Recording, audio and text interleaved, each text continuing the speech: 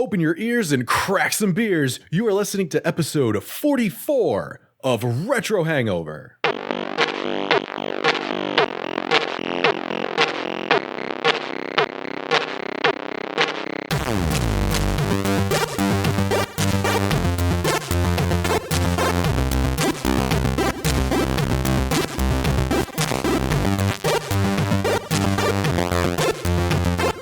Hello, Internet. Welcome to the podcast where when we watch wrestling, we're just waiting for Wyatt. Wait, what? When will we record? What? Now. So, welcome to episode 44 of the Retro Hangover podcast. I am your co-host, Chris Copleen, and I am joined, as always, by your host, Shane, Allied Dick Dragon Horde, Koski, and our guest host from Video Game Rescue, the premier video game store in Jacksonville, Florida, Dustin Gartenbush. Hello. All right, we're off to a fantastic start. I love it. We're rolling. I was thinking about how I wanted to change the Dick Dragon thing this time around. I wanted to include DPS somewhere in there just to kind of stay true to my roots in what we're going to be talking about today. But I'll let you roll with that one. That's fine. And I can make DPS stand for all sorts of things that have nothing to do with that. You know what? Great. I'm glad I didn't do that. Thank you. Thanks for bringing that up, Shane. You're going to have fun. I didn't know what to say after. That's such a great introduction. And then whenever you have something like that, what do I say to something like that? That's some great introduction. That was like that's like a Fifth Element moment where it's just like he's Ruby Raj just there and you get the introduction and then Dustin's just like, hey. In the spotlight, that's oh god, right? Just like, oh my god, this is my moment. And I'm just saying hi. I am a meat popsicle. So first and foremost, welcome to the show, Dustin. It's really awesome to have you on here for this episode. It's great. It's been really a long time since I've done anything like this, so it's really interesting to see what other people are doing and how they're doing it, and being part of something like this.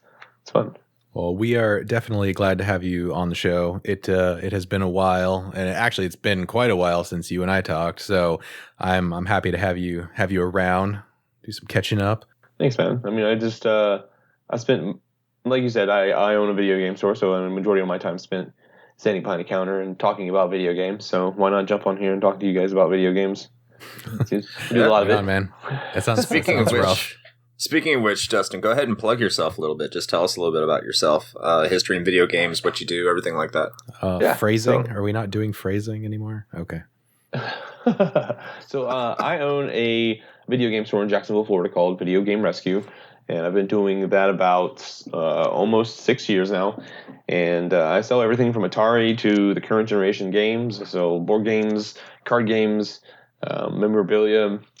If it's nerdy, I like to sell it. And I also have a game room and an arcade where I have Pac-Man and Galaga and Ninja Turtles. And I've got Ghostbusters pinball machine and air hockey and all sorts of fun stuff. It's definitely one of the gaming meccas here in Jacksonville. Thank you, man. I really appreciate that. I really enjoy what I do, and I really think that it shows in my work because of, just it's fun to be in my store. It's fun. You walk in and you're a big kid again.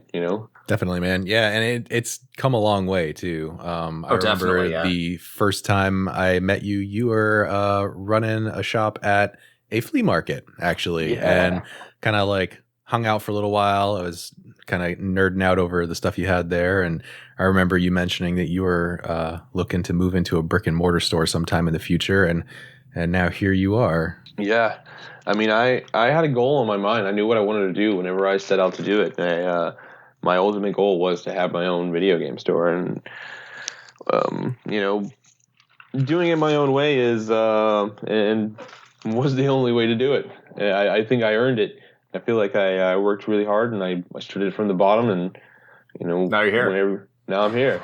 You have to start somewhere, and I tell people all the time. Some people are too, proud to start at a flea market, whatever it happens to be. But there's nothing wrong with that. I spent 2 years at a flea market building my inventory and my customer base, and trying to figure out how to do business right. And then whenever the time came, I made the move. Like Shane said, me and Shane have been at the store since the beginning, and it's definitely changed a lot over time. But ever since the beginning, it's been a great store.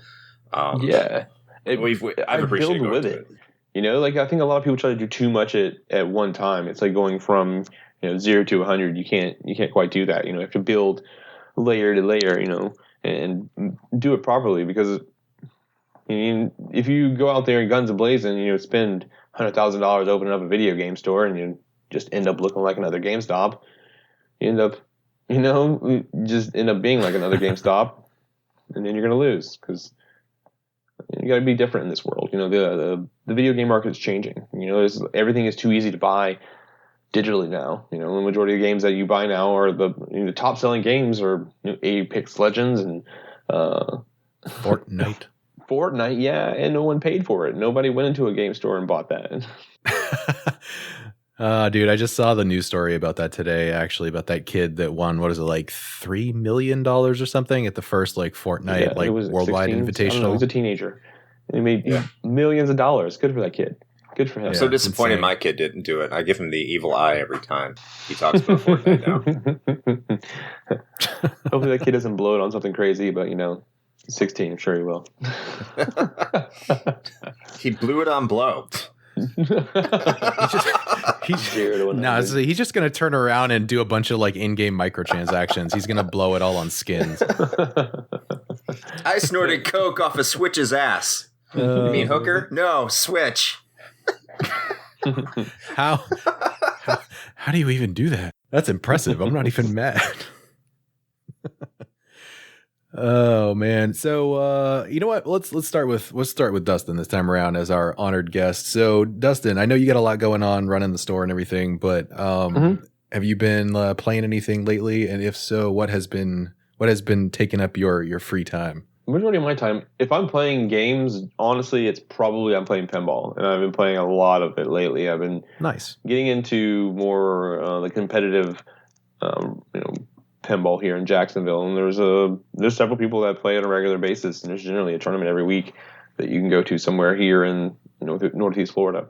So I've been playing in general the machines at my shop, because honestly I own most of them, so I can play Ghostbusters, or I can play South Park and practice some of the pinball skills that you need that would transfer to other machines and stuff like that, because every machine, even if it's the same title, plays differently, or definitely there's aspects of that game that you can transfer to other games, but there's definitely a set of skills that you have to practice to play it, because it's not like it's whenever you learn, say you're playing Halo, playing against other people is completely different than playing the campaign. So learning a machine and learning the basics of how to play the machine is just the beginning, but it's so much fun. I think every game is different, so it keeps it interesting. Awesome. Lots of Ghostbusters. It's a unique answer. I like that. So far, we haven't had anybody say that they've been playing a lot of pinball, so I like that. I think it's it keeps me interested, because again, it's every game is different. I can go up there and I can just have one game that's just absolutely insane and just rack up millions of points, and then the next game the ball bounces the wrong way 3 different times and down the gutter it goes. Sometimes it'd be like that. They don't think it'd be like it is. But it do. All right, so Chris, what about you, man? What have you been up to? I'm just going to keep it short and sweet. Still playing Final Fantasy 15 because I hate myself, and I also have college. You're in too deep now, man. I'm in too deep. I'm like 50 hours into it. I don't even think I'm halfway through, just because I can't stop doing side quests. I need to stop, which is probably going to be a topic of discussion today. But what else am I doing? My final for college this week. By the time you're listening to this, that will be done. And also, by the time you're listening to this, you would have seen us at GAM wearing my new retro Hangover shirt that I got in the mail. That I'll also be dropping off some other shirts to some other people who might be on this podcast today, just because, appreciation. But we got like I said, GAM's coming up. I'm really excited for GAM. And no, we're not being sponsored by GAM or anything like that. It's a local Jacksonville gaming expo. I think it stands for Games, Arts, and Music. Is that correct, Dustin? Am I right on that? It is. And it's a fantastic show. So I'm really looking forward to going to that and just enjoying myself and having a couple drinks, playing a couple games, and just nerding it out with the fellow nerds. So that's what I'm looking forward to, and that's kind of what's going on. It is. GAM is actually one of my favorite things to do every year, because they throw little events throughout the entire year that lead up to this one big event that is, there's 1,000 people in this little. They've recently moved it, but it was an art gallery for the longest time, and the entire gallery is full of just nothing but video game art. And then they had food trucks out front, and they had vendors like myself. Nintendo reps were there, Sony reps were there, and then people were auctioning off art, and it is the craziest nerd party I've ever been to. And I've been to some pretty crazy nerd parties. So wait, did they move it from the gallery? Because I haven't been in a few years. They have. The art gallery was sold to someone else. So oh shit. Okay. Yeah. It's at the new owners. Yeah. So they moved it, and I haven't been to an event that they've thrown at with this center yet, but I've heard it's got some great potential. So I'm really interested to see how it does compared to the previous games. Awesome. Well, I've been trying to convince Chris to come with me and do some filming. We may end up doing some impromptu interviews of some attendees and asking about their favorite retro games and stuff like that. So Shane's looking for a lawsuit, is what he's trying to say. There will be waivers. All right, it'll be fine. It'll be fine. But I don't know, if we're not that annoying, then at the very least, I know, like Chris said, he'll show up in the t-shirt. I'm still debating whether I want to wear mine or if I'm going to do a cosplay like I traditionally have done. Yeah. I need to relive my glory days of winning a judge's award for my Bigby Wolf outfit. So we'll see how that goes. Last night he was talking about being a furry, so I think you should go as Star Fox. Son of a bitch. I'm starting to notice a trend here. I don't know if I like it. So instead, I'm just going to talk about the games I've been playing and pretend that we weren't talking about that at all. Is it Star Fox? No, it's not Star Fox. It's almost never Star Fox. I got to be honest with you. Yeah. Okay. Yeah. But actually, pretty similar to our previous episode, as a matter of fact.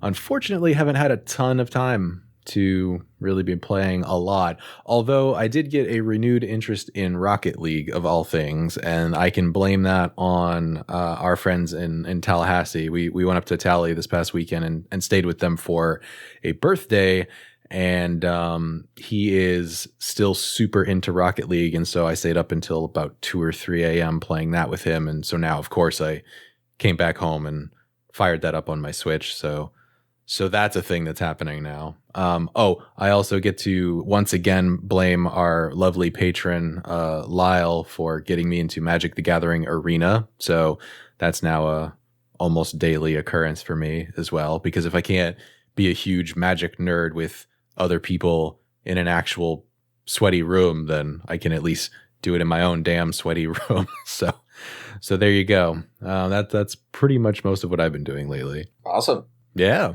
Our enthusiasm is just dripping. It's fucking off the charts, I can tell. You guys need to calm down. So in any case, I'm going to get enthused because we're going to introduce this week's topic, which I'm not going to get into as deep as the other two gentlemen on our podcast this week. Yeah, prepare to not hear anything from Chris for the next hour and a half. I'm pretty much just going to be picking my nose and pouring alcoholic beverages. So if I burp and make a crude comment, well, I mean, that's pretty typical for me anyway. But that's pretty much all I'm going to probably be doing this episode. But Shane, why don't you introduce this week's topic for us and then go on and do the history thing. Oh, great. So I get to do what you did before and just introduce myself. All right. All right, fine, fuck it. I got it. So this week's topic is World of Warcraft. Hell yeah. And we're all very excited for it. So we're going to be talking more about our personal experiences after the brief history, but in the meantime, Shane, why don't you give us a brief history of World of Warcraft?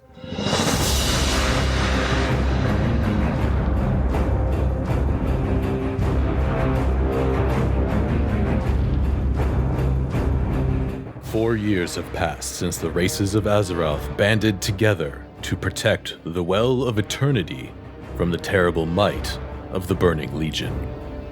The tenuous peace that once held old hatreds at bay has shattered. The Horde, led by the Orc Shaman Thrall, look to expand their ranks and lay claim to the continent of Kalimdor by welcoming the undead Forsaken to the fold, alongside the Tauren, Orcs, and Trolls. Meanwhile, across the waters in the Eastern Kingdoms, the alliance of humans, dwarves, gnomes, and night elves is unknowingly manipulated by the black dragon Onyxia in disguise. But perhaps worst of all, an ancient evil stirs within the depths of Blackrock Mountain, far to the south. It is only a matter of time before the fearsome elemental Lord Ragnaros rains fiery destruction upon the whole of Azeroth. First announced at the European Computer Trade Show, or ECTS, in 2001, World of Warcraft would be released in North America by Blizzard Entertainment on November 23rd of 2004. Expanding upon the legacy of the Warcraft real-time strategy series, WoW would be the first time players could explore a fully realized, three-dimensional land of Azeroth. Boasting 2 opposing factions, with 4 races and 8 character classes each, the game would see players adventuring through the various regions of Kalimdor and the Eastern Kingdoms, completing quests, forming parties to conquer dungeons, mastering diverse crafting and gathering skills, and obtaining powerful equipment, all up to the experience level cap of 60. While many aspects of WoW were similar to other massively multiplayer online role-playing games, or MMORPGs, that predated it, such as EverQuest or Ultima Online, the game was praised for several improvements on existing mechanics and new innovative approaches to the genre. Some examples include a relatively low penalty for suffering death, the ability to traverse an entire in-game continent without having to wait through a loading screen, a reduced amount of necessary downtime in between combat encounters, and plentiful quests in each zone, greatly reducing, or in some cases eliminating, the need for players to grind in order to make progress. In addition to the content players experienced while leveling up their characters, WoW also included endgame content in the form of raid dungeons, with 2 being available, though technically unfinished, upon release: Onyxia's Lair and the Molten Core. Raid dungeons required 40 players, belonging all to the same faction, to coordinate together and take down a series of increasingly difficult boss encounters, each with various mechanics to learn and plan for. Raids would be the only place players could obtain the most powerful gear, at least until the release of high-level player versus player specific armor sets in patch 1.4.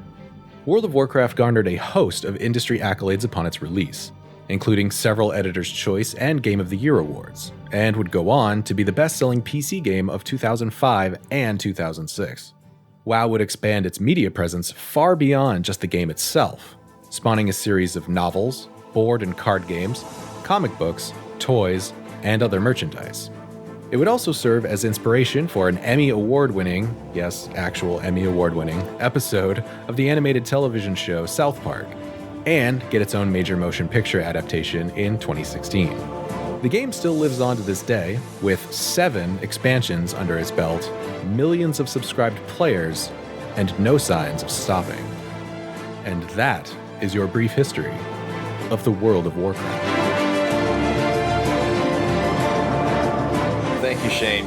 First of all, I had to say, when you mentioned that South Park episode, the first thing that came to my mind was Cartman going, "Bad bastard," and her putting under little thing underneath his ass, and just, and everyone's getting fat, and oh, that was a great episode. So great. I loved it. How do you kill that which has no life? Loved it. That episode was so amazing. Oh, it's so good, yeah. It's still one of my favorites. Oh, man. So, all right, we have got a lot, I think, that we are going to want to talk about here.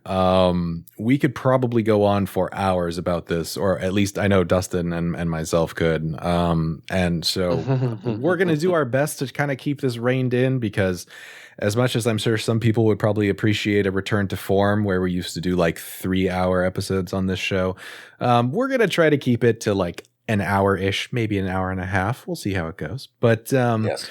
Let's start things off with Dustin. I'm going to go ahead and put you on the spot, man. So what's your what is your first experience with World of Warcraft? Because I think you, similar to myself, might have gotten in on this a little bit earlier than perhaps some other people. Yeah, I was actually a beta tester, one of the mid to late end beta testers of the game. I played a lot of MMOs whenever I was younger, and I started off playing Star Wars Galaxies, and I played a lot of Star Wars Galaxies. Nice. And I was part of a clan that was ruthless, and we were very good at what we did, and we were very good at PvP. And it turned out that one of the friends had a contact with someone at Blizzard, I guess, and our entire guild got an invite to play in the beta, which was cool because we got to play the game like we would normally, because we were known for testing the boundaries of the game and not necessarily cheating, but if the game allowed me to do it, it allowed me to do it. So we would really test the game, and I think that's probably what a lot of these beta testers were looking for. And on top of that, we were really good at PvP, and I think that's what, in my opinion, I think they were trying to cater to some of that whenever they first came out with the game, to allow people to have that casual gameplay, but at the same time be able to PvP, because early in the game you could PvP people pretty much anywhere unless you were in a major city. I don't know if you remember that or not, but those were my... I remember the back and forth between what was it, South Shore and Tarn Mill, just all day long. All day long. Even to the last day, they had that going on, where they had the moderators were the giant molten core creatures, and they were coming, walking and just like sledging, just killing people by the fist swing. It was very fond memories. For sure.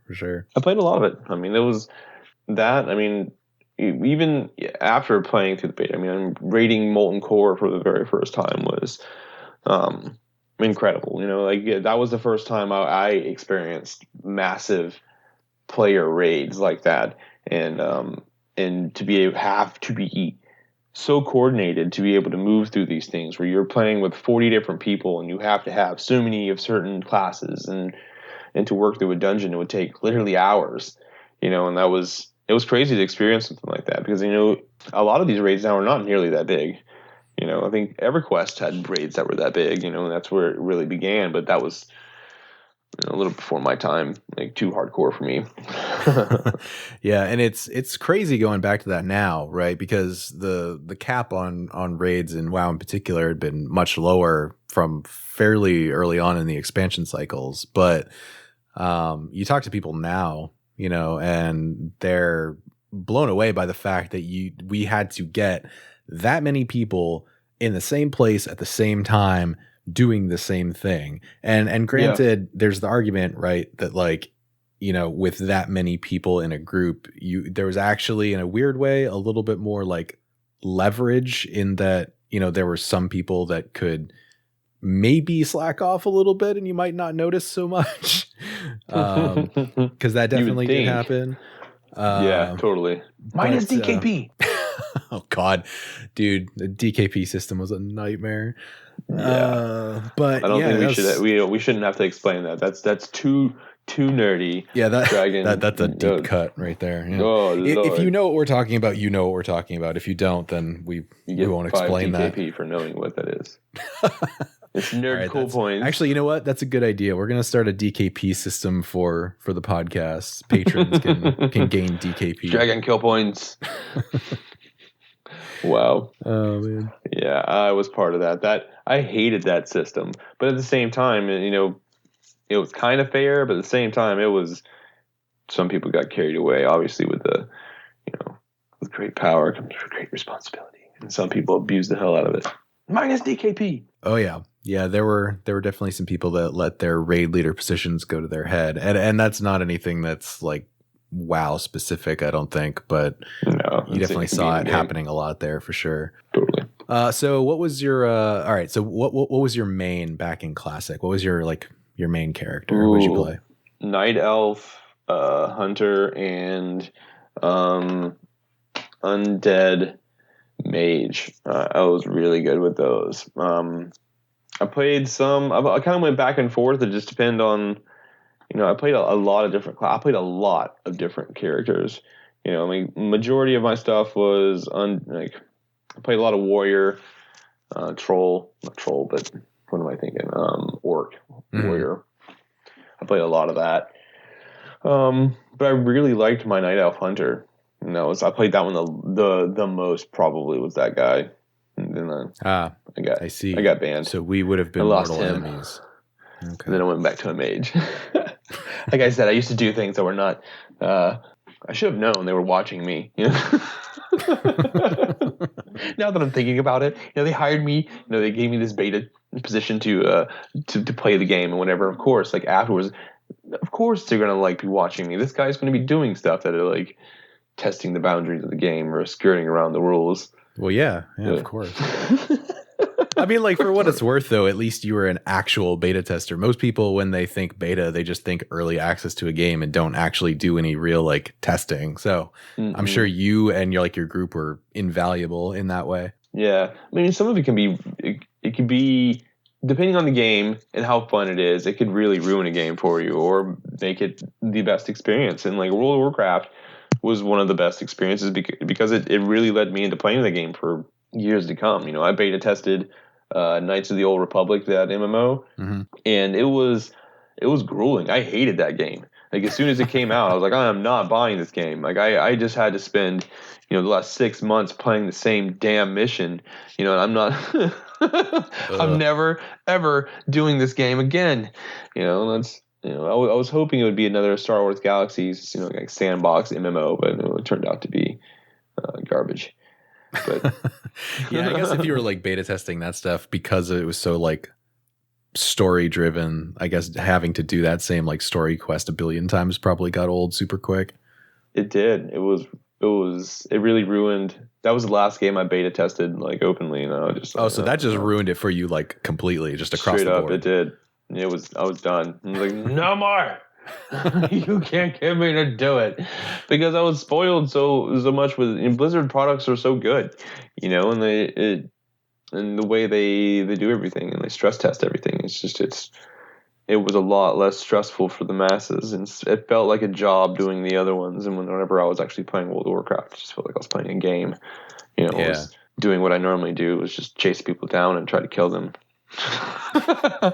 So that reminds me of a story that I like to tell about some of my time in classic WoW. So I wasn't a huge PvPer, I'll be honest. I'm almost 100% PvE. I like the progression of the character and the cooperation and all that good stuff. And get super frustrated when I get murdered over and over again because I suck at PvP. So, but I do have one story that's PvP related. It was my shining moment. So I had a friend that I played with quite a bit back in the day who actually stuck with me through most of WoW, and we ended up in a couple different guilds together over several years. But when we had first started in Classic, she was playing a female priest character, and I had my main at the time, which was an undead rogue, and we were both about the same level, but once we had hit level cap, we were screwing around down on the docks in Kalimdor in Ratchet. That's where it was, in Ratchet, and we were down at the dock, and that's where the ship would come in that would transport you from the Eastern Kingdoms to Kalimdor and, back and forth. And so that would be one of the entry points that the Alliance would come into Kalimdor, would be from there. And so our little scheme that we had set up was she would take her character and basically strip it. So it was just in its underwear, basically, just the character model. And she would stand on the docks and do her /dance emote, which for a female undead was this kind of slinky, sort of almost genie kind of dance. And she would stand out there on the dock and distract the Alliance players coming off the boat. And this worked way more times than I thought it ever should have. but they'd stop on the dock and they would just be like checking her out and like emoting at her and all this stuff. And they would be distracted long enough. And generally they were lower level players from, the zone they were coming from, Stranglethorn Vale. And so me being a higher level, I would just be stealthed nearby on the dock. And as soon as they came over and got all distracted by her dancing, I would just sneak up and just like ambush one shot them and then camp their corpse for the next like half an hour. So I was that guy.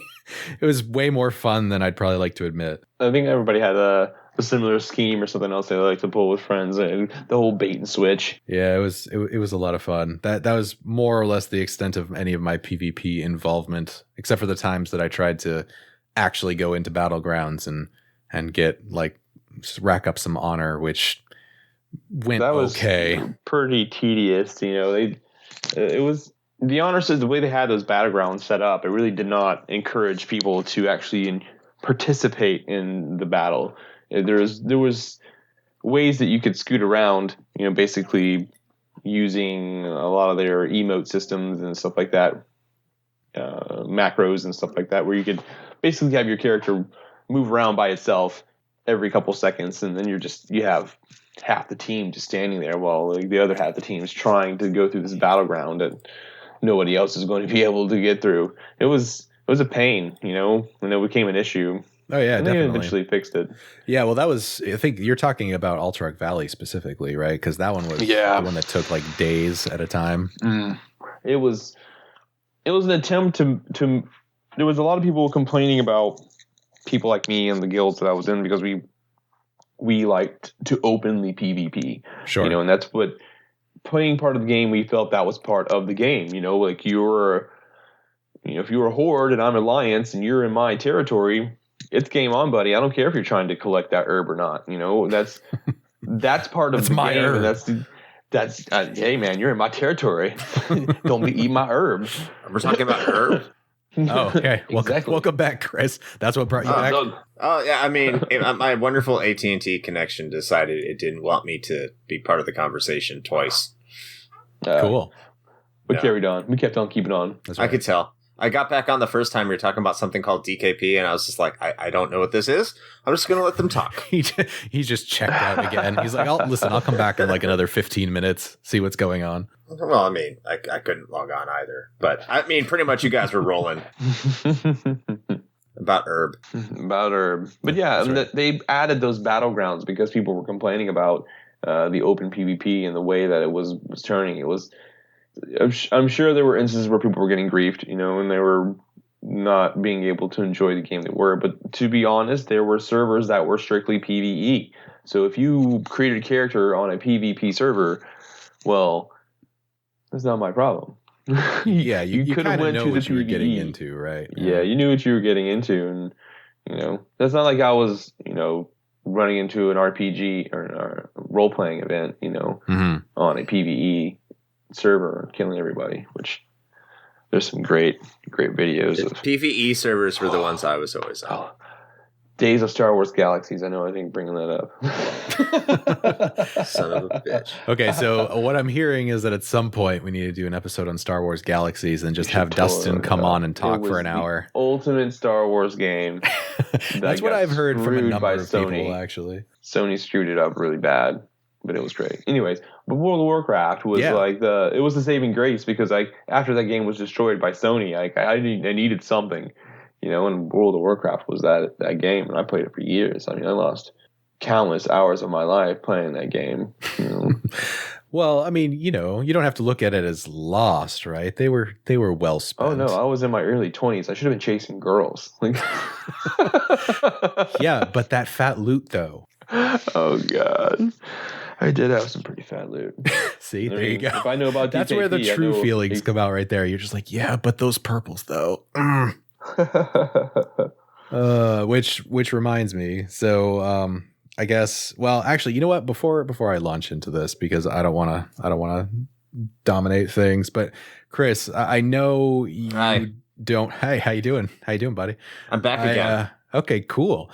So I know that you don't necessarily have nearly as much, I think, overall experience with this as Dustin or I, but had you, because I actually don't know this. We've talked about this, but I don't remember. Did you actually play World of Warcraft at any point? Or do you just have like, the knowledge of it through osmosis and listening to me talk about it at some point? Oh no, I played it for a few months. I didn't play it too long. Okay. I had really like I played. It wasn't like my first MMO either. Like I played Ultima Online when that was my first MMO, and then I went to EverQuest, and I didn't really get into that. And then I was really heavily into Final Fantasy XI for a bit, and then after I got married, like right after I got married, I started playing World of Warcraft Vanilla WoW for a little bit. It probably wasn't vanilla. I think there's a couple upgrades, like some of the first two. I don't remember what they are. You probably do. But yeah, I played it for a couple months, and it definitely enveloped my life a lot. I played a lot of Torn Shaman right off the bat. I tried interjecting earlier before I got kicked off.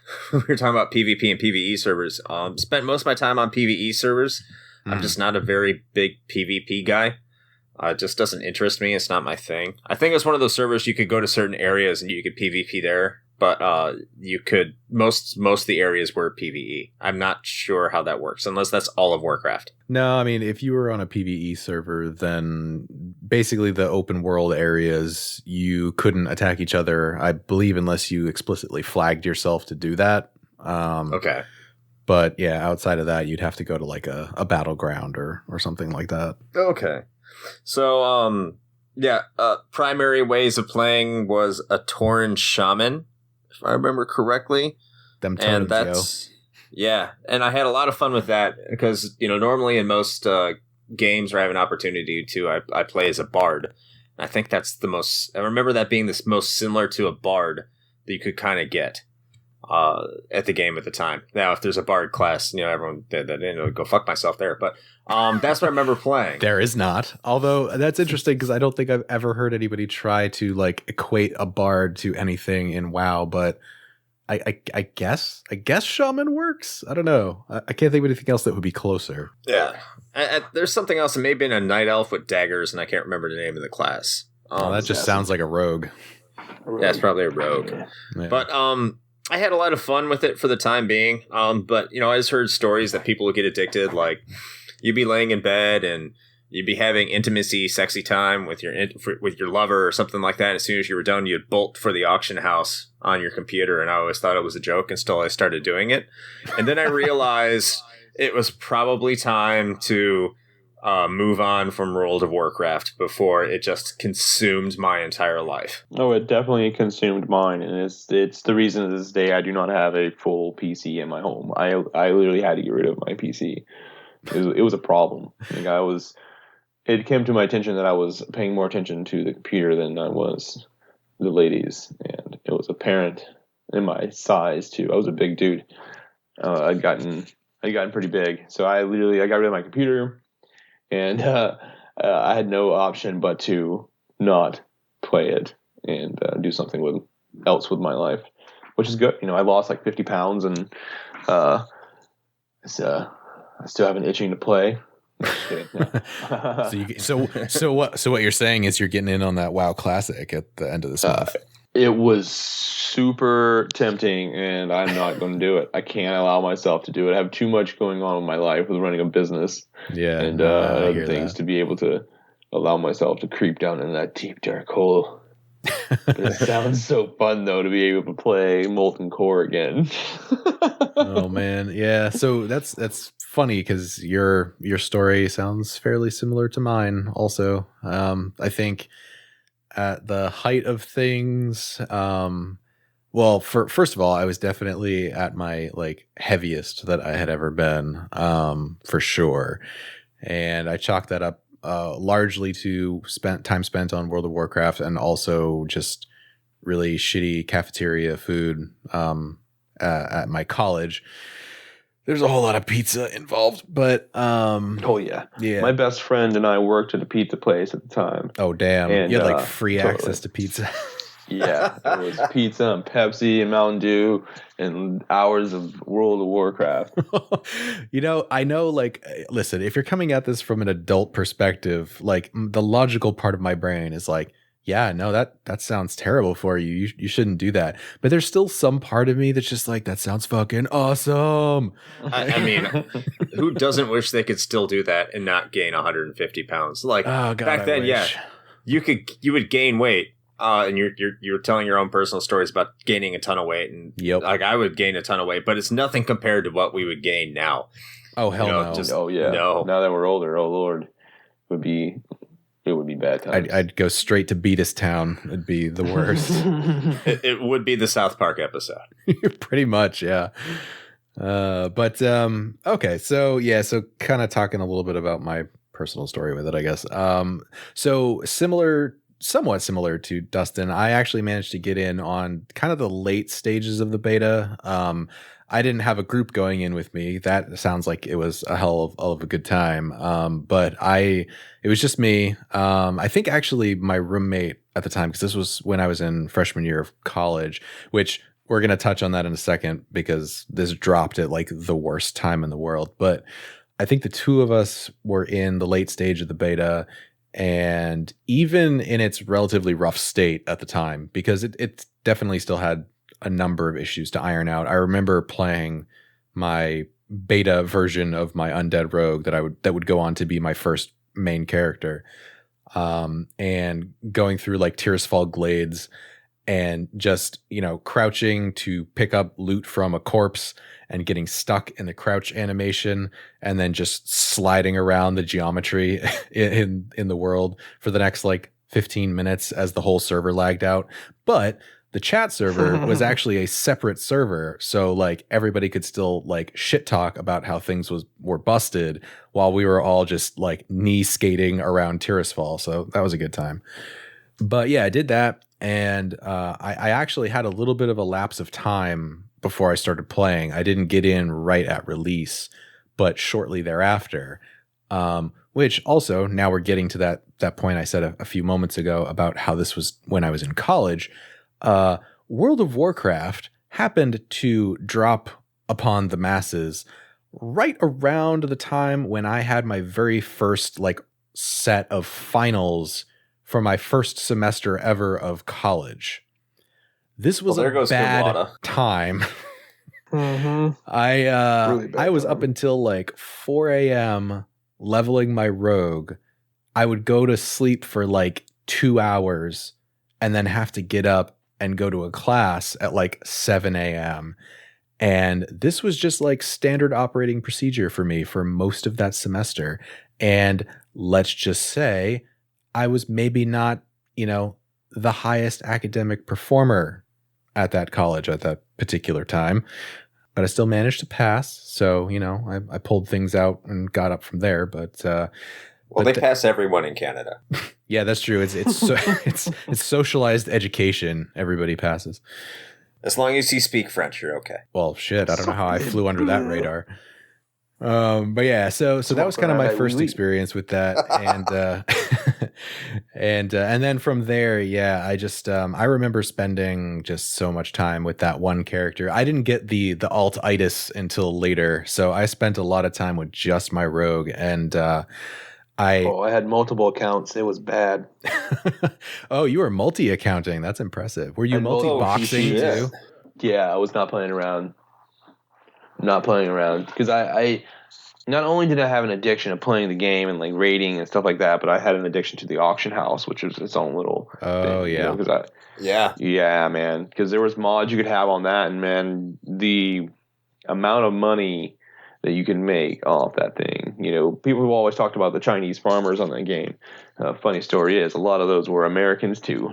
How do you think I paid for that pizza, dog? So, like, there was a real money auction house problem. I was not aware of this. Well, I mean, I could literally sell gold on eBay. So, yeah. I mean, you could... Oh, yeah. Totally. If you needed 100 gold to buy that whatever piece of armor you needed or whatever it happened to be, you could send me $20 and I'll send you 100 gold.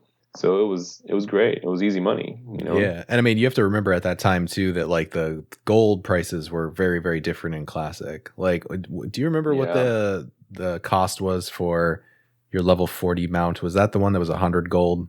Yeah. And it was a lot. Yeah. That was like, that was a a Herculean task at level 40 to get 100 gold. But yeah, I used to farm gold because there was mods that you could have on the auction house that would tell like what was the highest price, what was the lowest price, and it would track all this stuff. And man, I would. Oh sure, yeah. It was like stock market for World of Warcraft, and I would just buy a ton of them and wait a week or two whenever a certain world event would go down, and I would double my money, triple my money. All right, so did you have like a particular like niche? Because I know a lot of like guys that played the auction house like had a certain like item or like set of items that was kind of their thing, or were you more of like herbs a generalist? And silks, certain herbs that I knew the track you could run around and be able to do. I could run in a certain area and be able to gather a certain amount in a certain amount of time, or potions. I mean, if you were one of the high end potion makers in your guild, you had the capability of making, potions that sold for 20, 30 gold a piece. Oh yeah, and those were required at the time too. If you were serious about raiding, like you needed to make sure you were full up on potions and flasks and all that stuff. Yeah, I mean, you had to. And I was all about making that money, and that's when I kind of realized that maybe I should probably use these entrepreneurial skills in the real world. That's probably a good call. Yeah. It worked out for me. I learned something from World of Warcraft there. I learned how to hustle in the market. There you go. So see, out of all that, something positive. Exactly. World of Warcraft will make you a small business owner that's successful. That's right. Oh man. All right. So let's see. We've got some things that I wanted to touch on that were some of the more notable things that occurred during like the classic period of WoW. One of the big ones, and this one it is big not only for the in-game ramifications of it, but also because this carried over into the real world, where this ended up on the news in a lot of places and things like that. But for a good reason, unlike a lot of stories that come out about video games that end up on the news.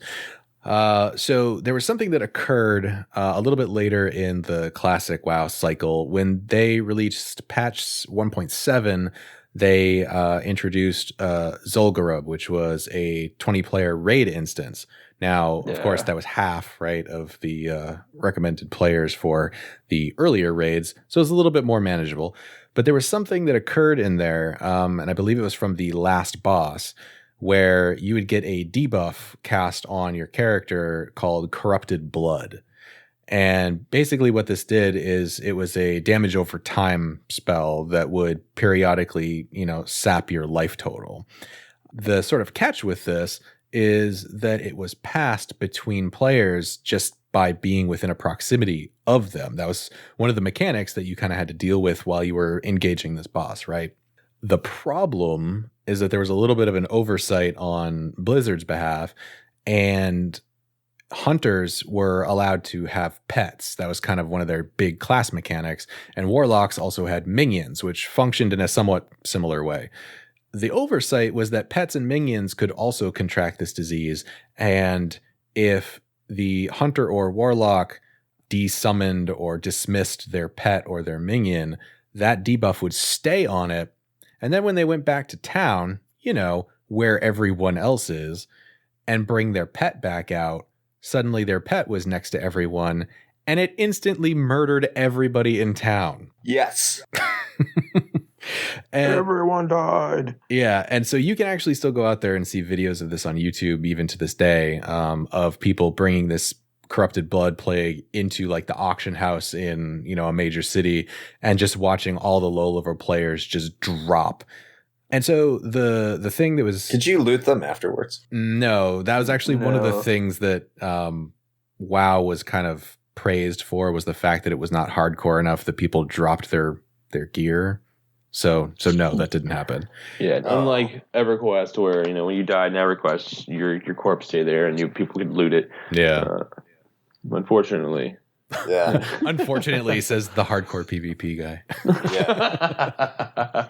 Also, I'm not completely interrupting, but I'm just trying to get some words in while I'm still connected to the internet. Yeah, go for it. Yeah, because Ultima was had a harsh penalty to death. I know I'm not talking about World of Warcraft like an asshole, but like the entire map was PvP. Like you could anyone could fight you at any point wherever, and then once you died, like everything on your corpse was available to grab. Sure. So that not being in World of Warcraft was definitely kind of more the mainstreaming of your MMORPGs. Yeah, and I was okay with that because those kind of mechanics are the things that keep me away from games because I want nothing to do with that. Oh, yeah. Yeah, that was a little bit too hardcore, and I'm glad they didn't have that in World of Warcraft because some of the gear was super expensive, especially when they started adding mounts.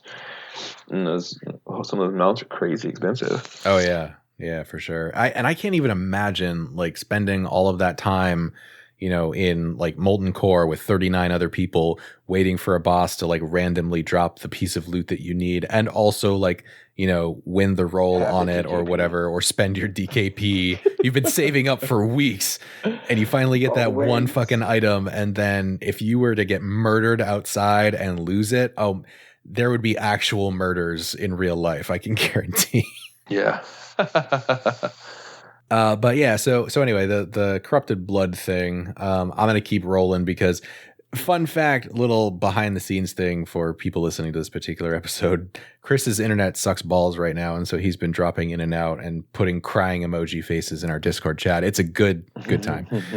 But the thing that was interesting about this, other than the in-game ramifications of it really, was the way that this debuff spread actually closely resembled a real world outbreak of an epidemic so much that actual scientists used this phenomenon in World of Warcraft to study like these massively distributed systems, and like it helped them to sort of model what human behavior is like during outbreaks and how these sorts of things spread. So the way that the players reacted to that plague really actually helped in the real world, which I thought was super interesting. I do remember that. I remember that raid coming in. I remember the very first day they opened up that raid was because right out front, whenever it was like a certain time of the server, the actual doors physically opened and like these creatures from the 20-man raid. I think it was like, I want to say it was like Egyptian themed kind of, and they started pouring out. Mm-hmm. And you had to fight them out from there, and then from there you led into that battle, which led up to that virus being released. Yeah. So let's see. There was that, and then the other thing that I had kind of made a note about, just as like a notable thing, which to be fair might actually only be interesting to people who played WoW. So I don't know, Chris, if you just want to pretend that your internet's not working for a while again, you can go ahead and do that. But there was also, I mean, I can do that pretty easily. I got to make a drink and take a piss anyway. So see, there you go. Go for it, man. All right. Yeah. Works out fine. Yeah. So the other one was Blackrock Depths. This was one of the earlier instances in the game, at least relatively speaking. And the sort of the interesting thing about this one is actually to this day it holds the title of the longest dungeon instance in the entire game, and that is only for a small group. That this was not a raid instance, but yet it took roughly 4 to 6 hours to finish, and that's like on a good day. It was tremendously hard, I remember. Yeah, no, definitely. And it was an exercise in stamina for sure, because if you manage to get a group together to actually do this, because that sort of dovetails into a conversation about how it was far more difficult to get groups together back then because there were not tools built into the game like the dungeon finder that would just like sync you up. And actually it came in much later. It was so helpful when that did come in, but led to other problems. But I mean, it was finding groups that were dedicated to being able to play. That was part of the problem, but it created great communities that outside of the game on the forums where you could find other people and talk to them and be able to create this community inside of a community and be able to do these raids. I mean, that's some crazy coordination having to go between 20 and 40 people to go through these raids to 4 to 6 hours to dedicate to something like that. Oh yeah, definitely. And the thing that helped with that as well, kind of that sense of community, was up until later in the game's life cycle, there was no cross server play either. So you were only playing with the same people that were on your server. So each server ended up becoming like this little microcosm where everybody knew everybody else if you were, playing long enough and you were kind of into the whole raid game and everything. And that kind of got lost when the cross server play got brought in later on in other expansions. So you got sort of this ease of play where you could just get randomly matched up with other people and get into a dungeon. But some of us old fogies who were there at the beginning also kind of make the argument that there were some things that got lost along the way there because everything became incredibly impersonal. It did. So anyway, so with the BRD thing, I just brought that up just because it was interesting that was one of the ones that took that long to finish, and that was only a 5-man instance. Now, granted, at the beginning, it actually wasn't. The little fun fact about that is that Blizzard hadn't actually put a player cap on BRD, and so up until patch 1.3, you could actually raid that dungeon if you wanted to, which people were running that on a regular basis to kind of get through it faster, to get people loot and things like that. They eventually capped it at 10. And then with patch 1.10, they finally brought it in line with everything else and just capped it at 5 players, and that was it. And that's how it's always been since then. But for a brief moment at the beginning of the game, there was sort of the heyday of BRD. And frankly, because that was the one that took so long, I think, Dustin, you can tell me if I'm wrong, but I feel like joining in one of those like raid groups that were running it regularly was probably the best way to go about experiencing that dungeon. Absolutely. It was the only way to do it. I mean, you could try to do it with people, but you probably would not be able to finish it. No. And if you did, then there were also a very high chance that one of your, critical party members, whether it be your tank or healer, would inevitably drop out halfway through because they had something else to do with their life. And then you were sitting in a dungeon for the next half hour trying to find somebody to replace them. Yep, exactly. And no one wants to do that for hours. You're already going to be spending an extended amount of time there to begin with. No need to make it worse. No, for sure. So I think one last thing that I wanted to talk about, because there were a number of things that I recall fondly from the game, but I also don't want us to run on forever, was I will remember it to this day because I still consider it to be one of my like gaming achievements. And in the grand scheme of things, it's really not, but to me personally, it was. On my Undead Rogue, which was my first character, as I mentioned, I had put a lot of time into that, and leveling took much longer in Classic. And so it was several months before I actually hit the level cap. But I remember when it happened, and I couldn't tell you that about any of the other level caps for the rest of the game. Like for any expansions, I could not recall for the life of me when I dinged 70, for instance. But ding. But I definitely recall when I hit 60, and it was in Scholomance 5-man dungeon, and I was running that because like half of my rogue dungeon set, the Shadowcraft set, dropped in there, so I was running it a bunch, and I hit 60 in there at about 4 a.m. on a vacation from college. So I was back home at my parents' house in my room at 4 a.m. on my laptop, and I flipped the fuck out. And I think I woke some people up, which they were not happy about, but at the time I didn't really care. And so I dinged 60 and then simultaneously almost went into like a murderous rage, because a little fun fact for some people that don't know, back then hunters could also equip the same gear as rogues. So I had a hunter in my group, and not only did I ding 60 in this instance, but also the Shadowcraft helm for my set dropped off the last boss. And I was like, this is it. I have peaked. This is everything I've ever wanted. And it's time to quit. No, are you kidding me? I'm just getting started.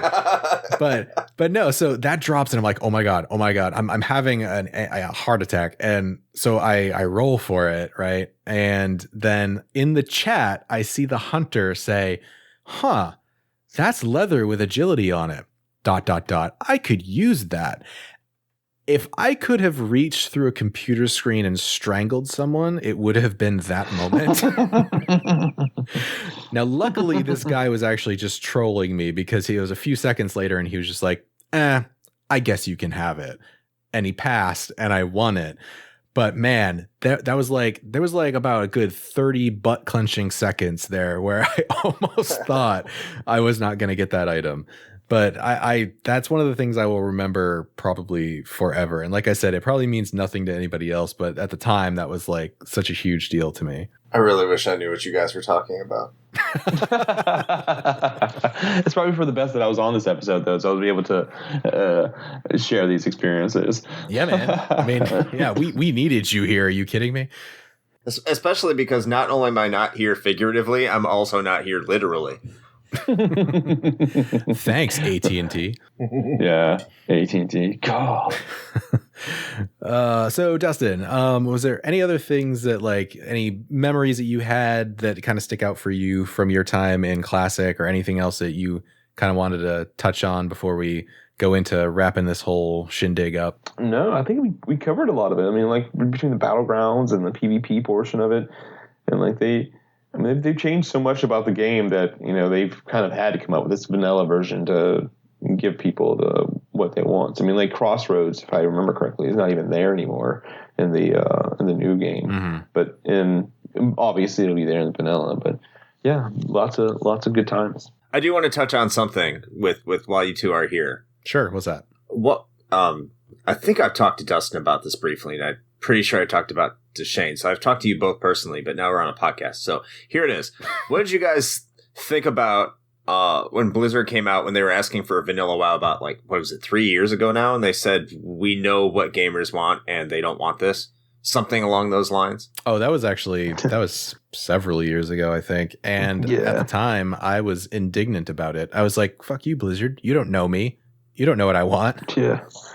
I think that was less of Blizzard speaking and more Activision speaking. Yeah. Activision.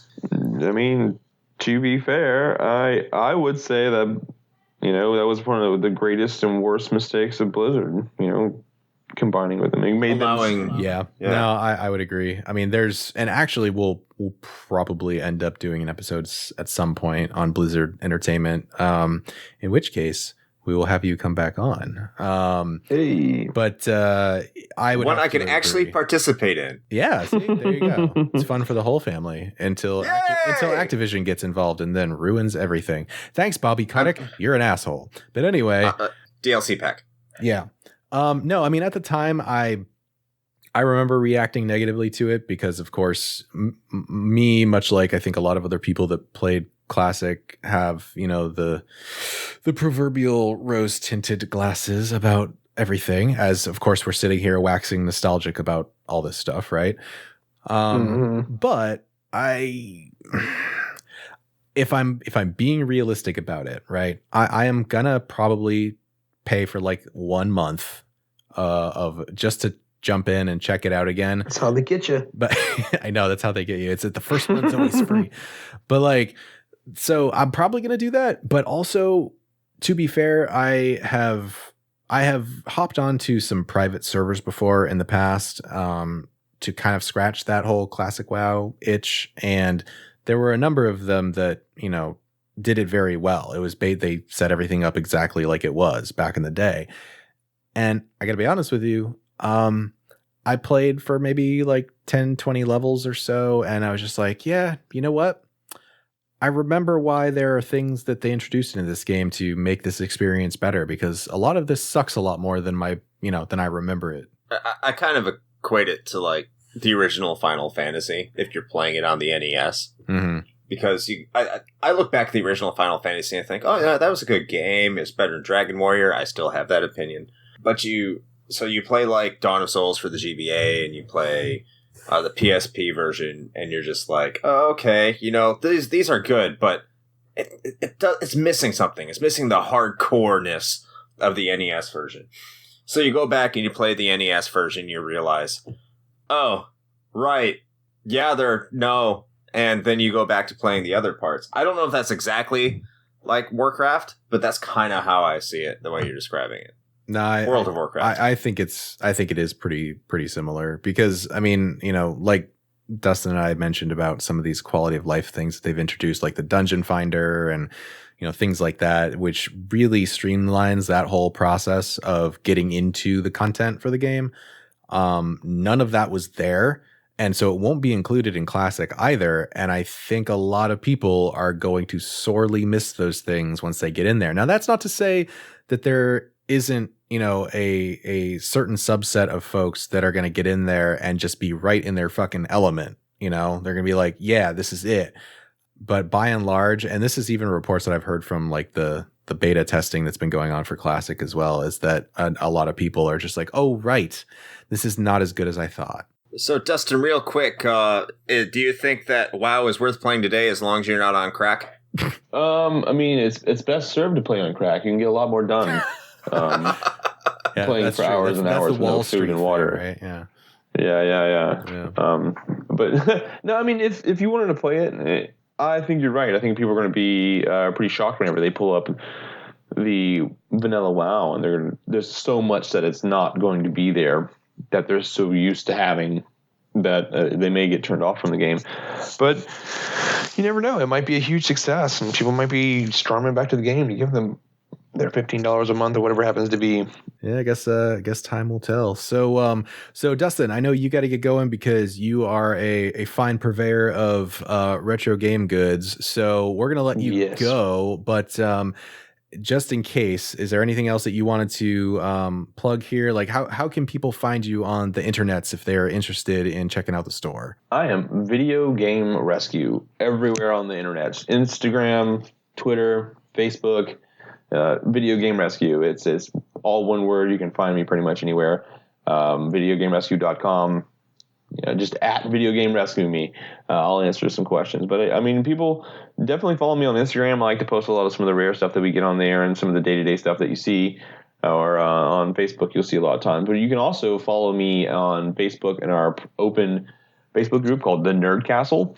And you can jump on there and we talk nerdy to each other and talk video games and all that fun stuff too, where I kind of share a lot of the experience of owning a video game store through that Facebook group. Excellent. All right. Awesome, man. So we'll definitely have to have you back on sometime when the internet isn't completely shitting on us all. Thank you so much for being here for this episode, because if you weren't here, this thing would probably go on for a week. You were not having very much luck trying to stay connected. Yeah, it was just not working out for you today. No, it was not.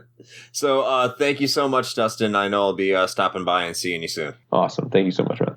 All right. Well, as we wrap this thing up, as we are wont to do, you can also find us on pretty much any of the social media platforms. As Dustin had mentioned, usually we're best served on Instagram, so you can check us out there.